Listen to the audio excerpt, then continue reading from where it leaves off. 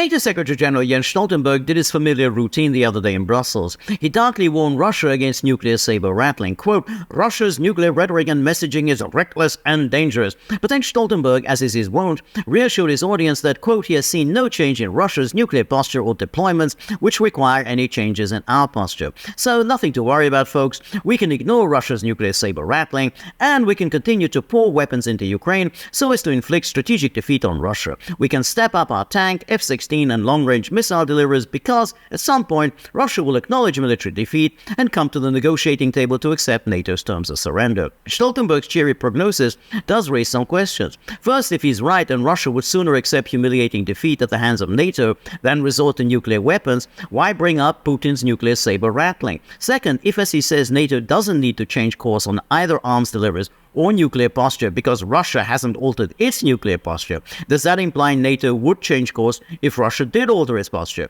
What would NATO do? Give up on fighting its proxy war in Ukraine? If so, that should surely incentivize the Russians to revise their nuclear posture. Or would NATO begin to prepare to fight a nuclear war? And this raises an even more important question. Why should we believe NATO when it says there's been no change in Russia's nuclear posture? On that same day, Stoltenberg admitted, quote, Russia has modernized nuclear weapons, has invested heavily in new modern nuclear capabilities, and deployed more nuclear weapons.